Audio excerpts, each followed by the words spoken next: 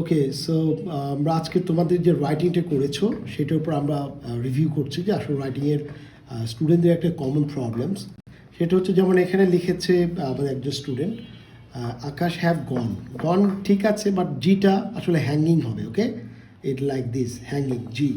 আর এখানে যেটা হচ্ছে পিপল পিপল আর যেহেতু এটার মিডল অফ দ্য সেন্টেন্সে কী হচ্ছে পিটা ক্যাপিটাল হবে না স্মল হবে okay like this small P okay যদি শুরুতে হয় তাহলে পিপল হতে পারে যেমন PEOPLE রাইট এটা হচ্ছে শুরুতে বাট মাঝে হলে কি হবে এটা হয় না ঠিক আছে এটা জাস্ট মেড ইট এখানে খাম সি এর এটা আর ওর যেটা ভুল হয়েছে টি এর সাউন্ডটা অনেক সময় আমরা কনফিউজ হয়ে যেতে পারে এই জন্যটা করি লাফিংয়ের জায়গায় জিএসটা বড় হয়ে গেছে জিটা স্পেশালি রাইট আর এটা তো এটা একটা প্রবলেম আমরা আইডেন্টিফাই করেছি স্টুডেন্টদের সাথে আর এখানে আমরা যেটা লিখেছি মানে গ্রামারের পার্টটা আমরা দেখেছি সেখানে হচ্ছে যে Mamun and his friend Akash so যেহেতু সাবজেক্ট হচ্ছে প্লোরাল এই জন্য অক্সিলারি ভার্বটা আমাদের প্লোরাল হয়েছে রাইট সাবজেক্ট এবং ভার্বের এগ্রিমেন্টে আমরা একটা বিষয় ফাইন্ড আউট করতে হবে সাবজেক্ট সাথে অক্সিলারি ভার্বটা কী হবে সেটা ডিপেন্ড করতে হবে সাবজেক্ট এবং ভার্বের এগ্রিমেন্ট টেন্স এবং সাবজেক্ট এগ্রিমেন্ট যেমন সিঙ্গুলার হলে সাবজেক্ট সিঙ্গুলার প্লোরাল হলে প্লোরাল কিন্তু আমাদের প্লোরাল হলেও এখন এম ইজ আর কিংবা ওয়াজ ওয়ার রাইট কিংবা হ্যাভ অথবা হ্যাজ আমাকে জানতে হবে যে সাবজেক্ট ভার্বের এগ্রিমেন্ট এখানে হ্যাভ হবে না হ্যাজ হবে তো এখানে দেখো মামুন অ্যান্ড হিজ ফ্রেন্ড এটা হচ্ছে প্লোরাল এই জন্য এখানে হ্যাভ হয়েছে ওকে হ্যাভ গন তারপর বুক ফেয়ার এটা হচ্ছে একটা অবজেক্ট ওকে তারপর আবার যদি আমরা দেখি দে আর দে একটা প্লোরাল আমরা জানি দে হচ্ছে একটা থার্ড পারসন প্লোরাল আর থার্ড পারসন প্লোরালের সাথে সবসময় নর্মাল প্লোরাল হয় আর যদি থার্ড পারসন সিঙ্গুলার হয় যেমন হি শি ইট তাহলে আমরা জানি কি ভার্বের সাথে এস বা ইএস হয় রাইট এটা আমরা এখানে আলোচনা করেছি যেমন এখানে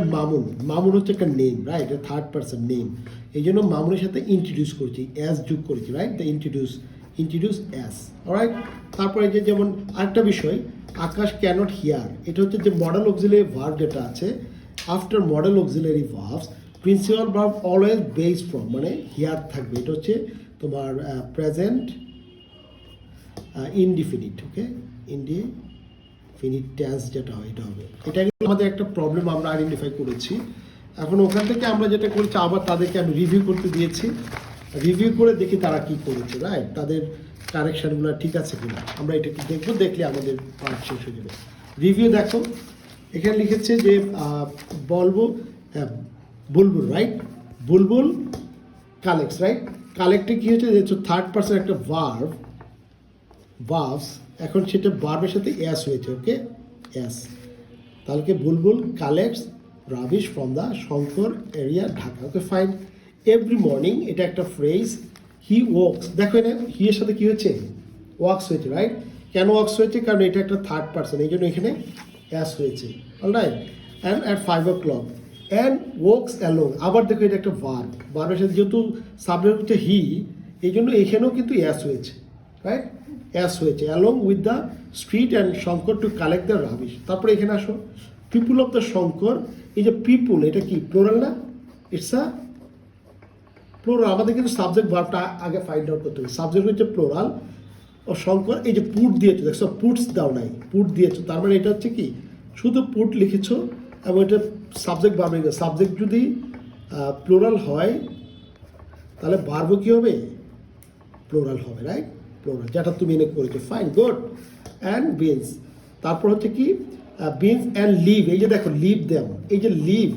এইটাও কিন্তু একটা ভার্ব ওকে লিভ ভার্ব তো লিভের সাথে তুমি অ্যাস যোগ করা নেই কারণ কি সাবজেক্ট হচ্ছে people leave them well done perfectly করেছো আর ওর প্রবলেম যেটা ছিল রাইটিং আমরা সেটা ফাইন্ড আউট করেছি কি